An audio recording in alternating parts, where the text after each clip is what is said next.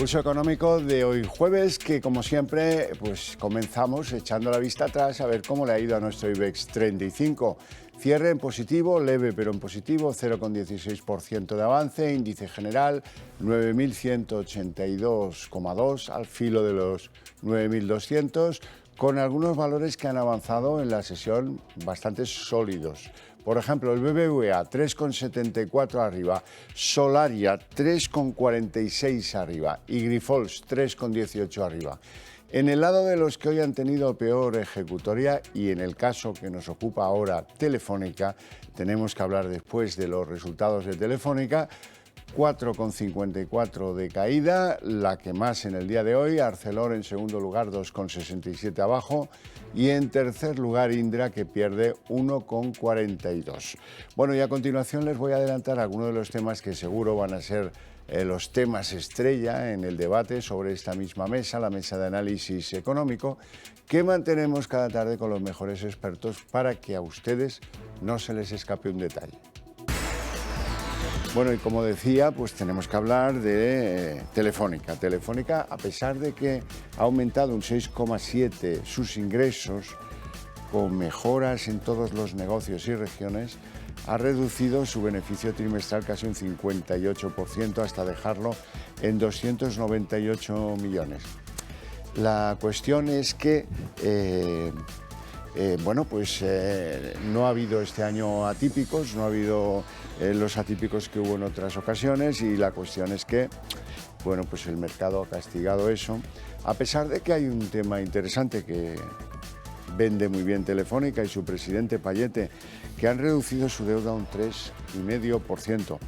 Bueno, pues castigada Telefónica. Y en segundo lugar, muy relevante, porque la autoridad fiscal, la IREF, esta señora que ven ahí, que se llama Cristina Herrero, ha dicho que el gobierno tiene que empezar ya un plan de ajuste de 30.000 millones para reconducir pues el desafuero de la deuda que afecta a la economía española de forma muy protagonista. Hay pocos países que en tan poco tiempo se hayan endeudado tanto como España. Desde que está en el gobierno Zapatero, y estamos finos hoy, Sánchez, más de 300.000 millones llevamos ya y todavía queda llegar a final de año. Bueno, les presento ya a nuestros invitados hoy. Don Joaquín Robles, analista de XTV. Muy buenas tardes. ¿Qué tal? Muy buenas tardes. Muchas gracias. ¿Todo bien? Todo bien. Me alegro mucho.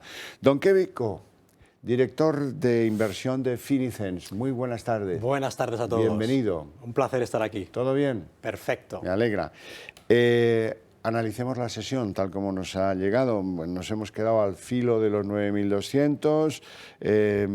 La verdad es que lo de Telefónica es lo más relevante y seguimos mirando, yo no sé muy bien por qué, pero estamos siempre mirando de reojo al DAX. A ver si el DAX se atreve, nosotros vamos detrás, pero el DAX tampoco parece que esté por mayores atrevimientos. Joaquín. Sí, yo creo que otra jornada más marcada por la macro, sobre todo en Estados Unidos. Hemos visto un ligero deterioro en el empleo, las peticiones por desempleo y luego también una subida en la inflación, en los índices de precios a la producción. Esto ejerce algo más de presión sobre la próxima decisión que pueda tomar la Reserva Federal. Se está especulando mucho con que pueda finalizar este ciclo de subidas de cara al mes de junio, pero todavía no se sabe. Y de fondo, pues un poco lo mismo de las últimas semanas, esa presión por las próximas turbulencias no bancarias, que parece que no se ha podido acabar con SVB y First Republic Bank, y luego también las negociaciones de techo de deuda, que ya hablaremos más adelante, pero que desde luego hasta que no se llegue a un acuerdo, que probablemente se llegará, pues va a seguir generando ese cierto temor entre los inversores. Bueno, destacar que la verdad es que ha sido un año excelente para el IBEX, ¿no?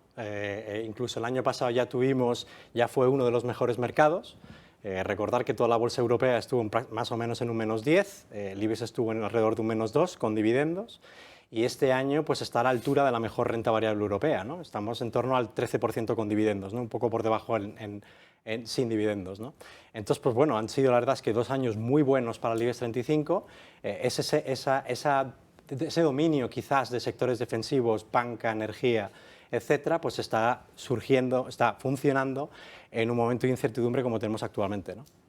Hoy ha habido un aviso un tanto sorprendente. Janet Yellen pues ha dicho que, ojo, porque si hubiera un default en Estados Unidos, eso provocaría una recesión mundial, obviamente. Pero ¿a qué viene este aviso? Es un poco raro, ¿no? Bueno, la verdad es que los que llevamos ya un tiempo en el mercado, la verdad es que esta historia ya la hemos visto. Yo recuerdo haber oído esta lucha entre, bueno, principalmente es una cuestión política entre republicanos y demócratas. Todos saben que se tiene que subir el techo de deuda y es una cuestión de a ver quién cede con qué y en qué condiciones, ¿no? Evidentemente los demócratas que están en el poder pues quieren que se suba sin ningún tipo de condición y los republicanos quieren algún tipo de condición, ¿no? Y Yellen, que es, digamos, independiente, aunque bueno, está en el Tesoro, de luego independiente tampoco, pero que desde luego está ahí para recordar, ¿no?, a los políticos de qué es lo que ocurriría si no llegaran a un acuerdo, ¿no? La verdad es que es bastante improbable que ocurra por una cuestión lógica de que nadie quiere ser castigado, por lo menos en las urnas en el futuro, y yo creo que es una cuestión política. Joaquín. Sí, esto yo creo que lo vimos prácticamente todos los años, es un tira y afloja entre republicanos y demócratas y además es la última elevación del techo de deuda antes de las próximas elecciones del año que viene. Entonces, bueno, aquí los republicanos obviamente lo que quieren es que se recorte más el gasto y eso tendría que ser a costa de derogar alguna de las políticas estrellas de Joe Biden, ¿no? De ahí que estén tardando tanto en llegar a un acuerdo, pero bueno, como decía Kevin, ¿no?, es que están obligados a entenderse. Entonces yo creo que tarde o temprano veremos un acuerdo. Lo que sí que es probable es que no se llegue a un acuerdo antes del 1 de junio y haya otra prórroga hasta el 30 de septiembre. Así que puede que estemos todo el verano, ¿no?, hablando de lo mismo. Yellen ya ha anunciado que a principios que en junio aproximadamente ya no tendrían suficiente dinero para pagar a los empleados.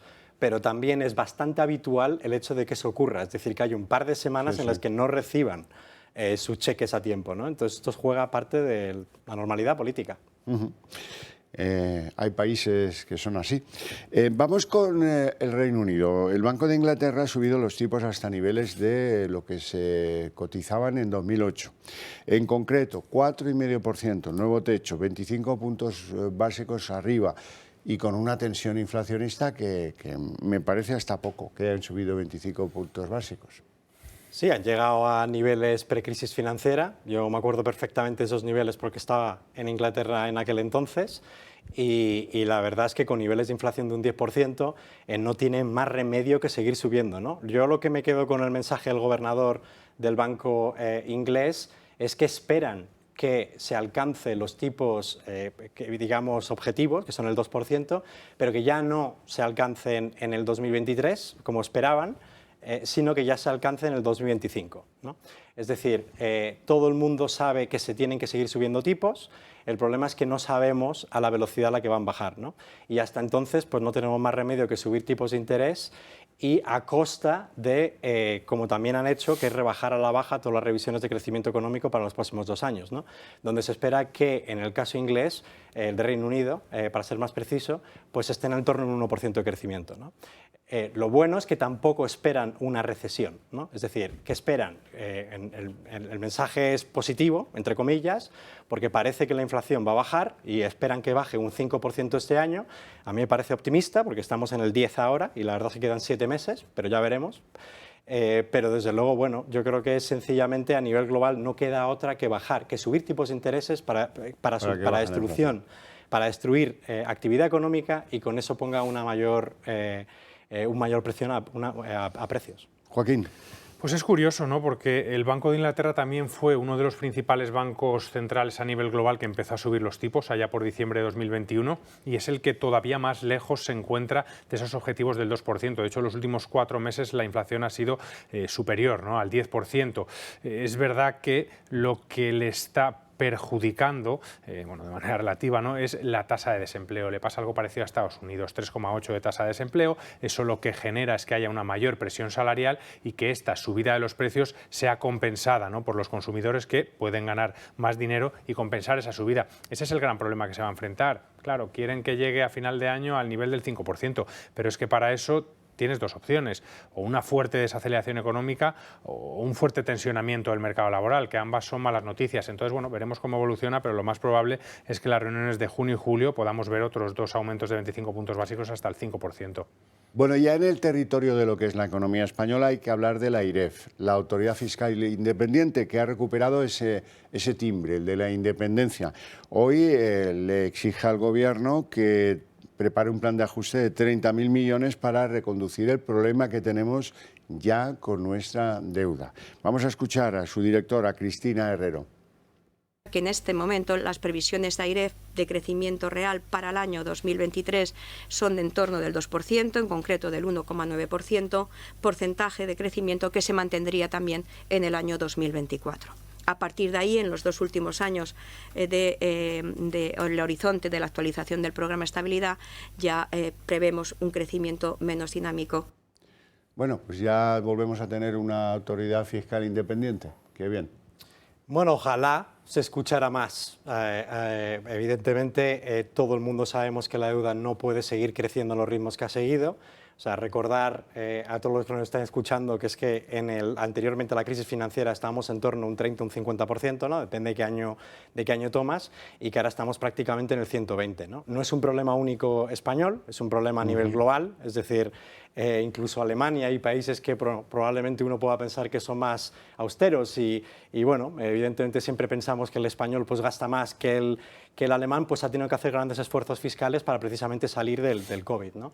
Pero lo que está claro es que no se puede seguir gastando más de lo que se ingresa indefinidamente, ¿no?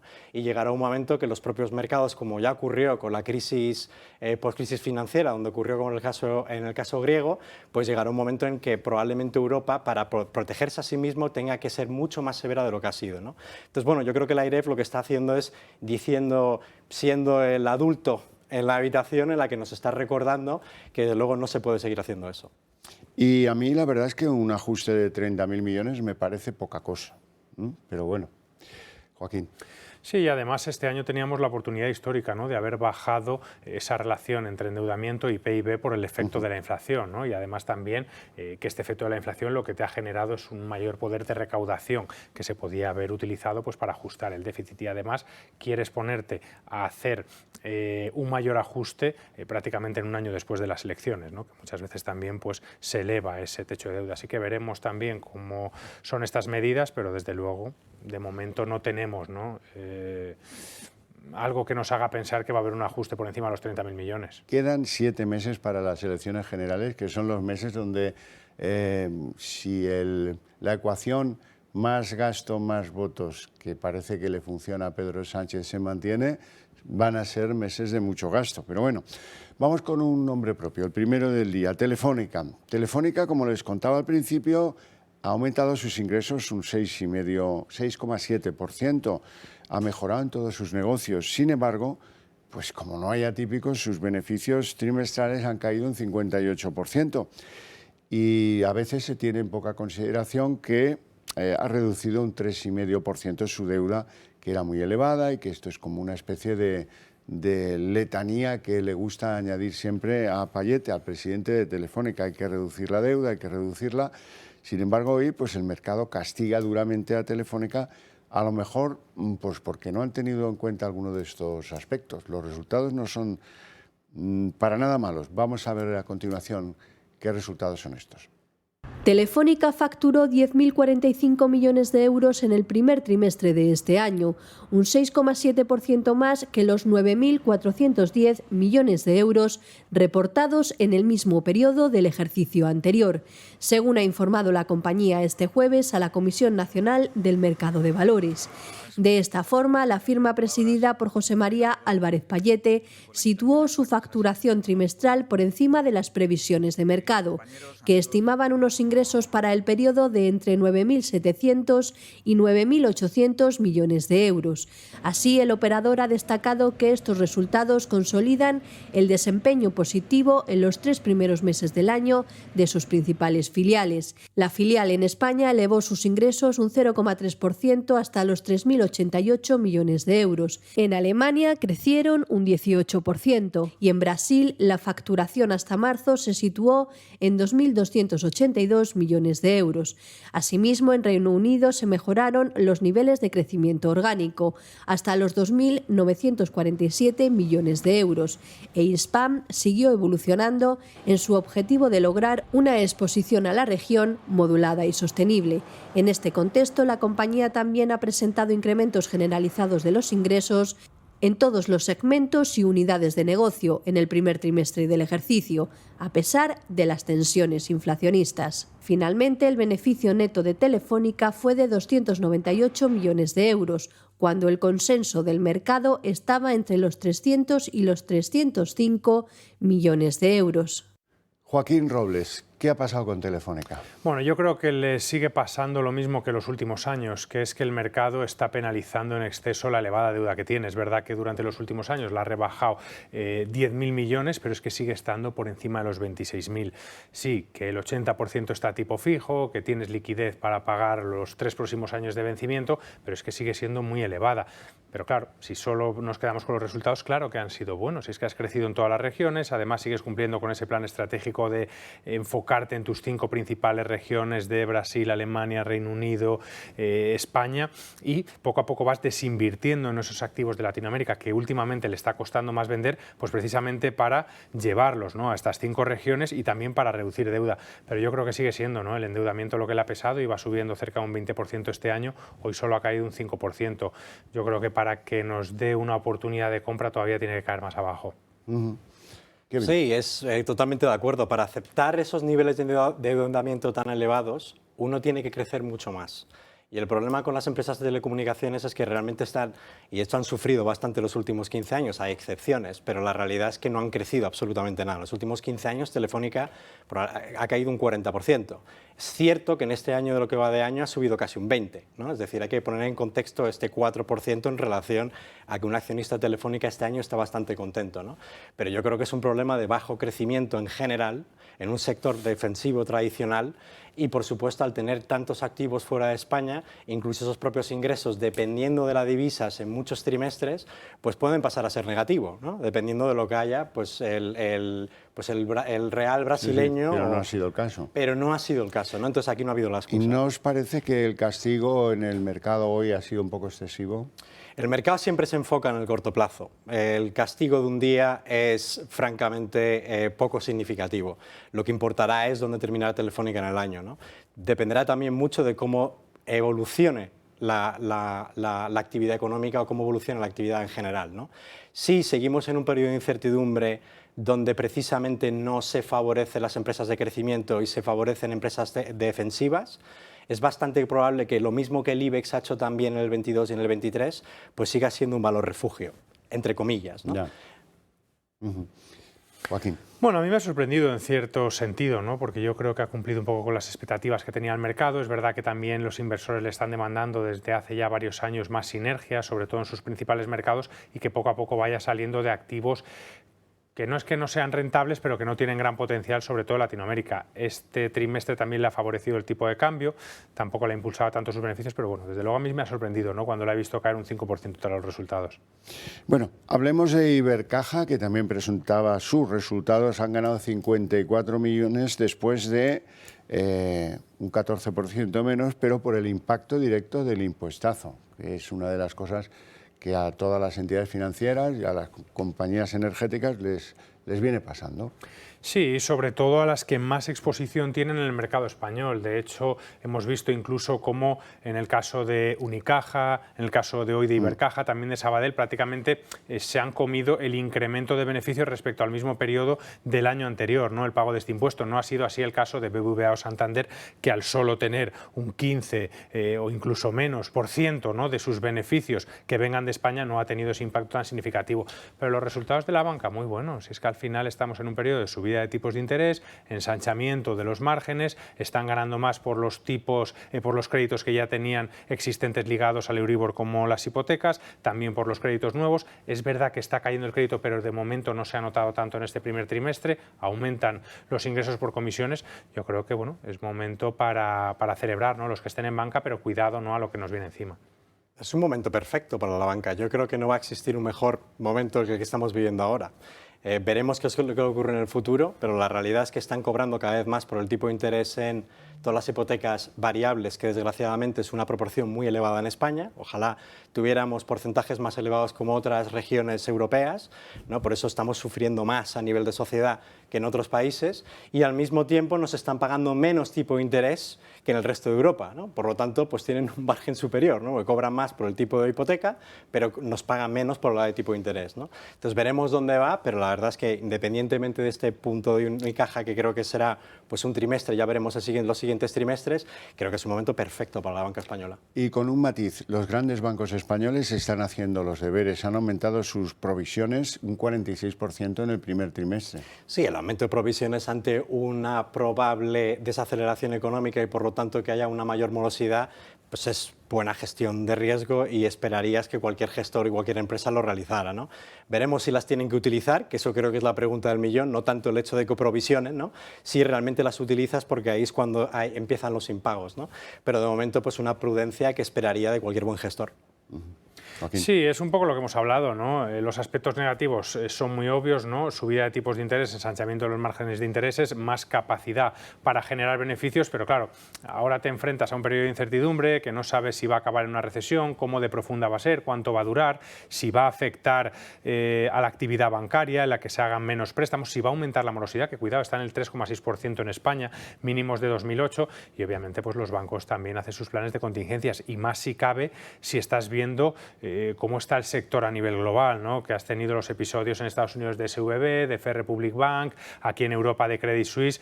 Obviamente yo creo que aquí en Europa hay más mecanismos de control, los bancos son mucho más solventes, pero al final cuando hay temor, pánico, el efecto contagio es muy difícil de parar. Entonces yo creo que es una medida que refuerza, ¿no?, a las entidades españolas. Por cierto que hay otro banco americano que está, que si cae, que si no cae, ya lleva un par de semanas que si cae, que si no cae. ¿Cómo creéis que va a acabar la cosa? Pues es muy complicado de decir, ¿no? Porque al final parece que en Estados Unidos se está buscando cuál será el siguiente que pueda caer y entonces en esa búsqueda se ejerce mucha presión. ¿Y qué pasa? Que los depositantes tienen miedo y sacan el dinero. Es que en Estados Unidos hay más de 4.500 bancos, que muchas veces parece que siempre hablamos de los mismos, de los 10, 12 conocidos, pero es que hay muchos más. Y claro, muchos de ellos a lo mejor no han hecho una buena gestión durante la última década, se han cargado de ciertos activos como bonos, ¿no?, soberanos, como le pasó a SVB, y claro, en el caso de que tengas muchas retiradas, tienes que vender activos para atender a todas esas retiradas y muchos de ellos los tienes que hacer con pérdidas. Ahora es verdad que hay más herramientas por parte del Tesoro, de la Reserva Federal, pero bueno, ya hemos visto, ¿no? PacWest en concreto dijo que tuvo unas retiradas cercanas al 10% solo la semana pasada. Eso es muy complicado de manejar. Yo creo que hay que saber distinguir entre lo que es una entidad financiera con problemas, como fue la primera que fue Silicon Valley Bank, que evidentemente no... Todo lo que son los procesos de gestión de riesgo se lo saltaron, bueno, esas personas no estaban trabajando desde luego en el banco ese día y en los últimos años, y hay que distinguir entre las últimas empresas que están cayendo, que es una cuestión puramente de confianza, como comentaba mi compañero, es una cuestión ya de que si se retiran, si hay un alto porcentaje de individuos retiran todo el dinero en un día o en varios días o en un mes, pues es que quiebra cualquier entidad financiera en el mundo, ¿no?, incluido el BBVA o el Santander, ¿no? Entonces es una función de volver a dar confianza. De allí que todo lo que se está haciendo en Estados Unidos es volver a dar confianza para que llegue un momento que la hemorragia, desde ese punto de vista, se pueda cortar, ¿no? Y entonces todos esos mensajes que están dando es precisamente para volver a dar confianza. Yo no les doy mucha importancia a los datos oficiales de la economía china, pero hay uno que me gustaría saber si compartís conmigo la incredulidad. El dato de la inflación. Parece que el IPC chino de abril estaba en el 0,1%. Bueno, y puede ser, yo creo que es una de las grandes decepciones en este año, la evolución de los mercados de China. Yo creo que todos pensábamos que después de la reapertura, ¿no?, tras 3 años marcados por fuertes políticas anti-COVID, fuera a ser mucho mayor, y una de las cosas que más está decepcionando precisamente es el consumo interno, que es lo que podría impulsar la inflación.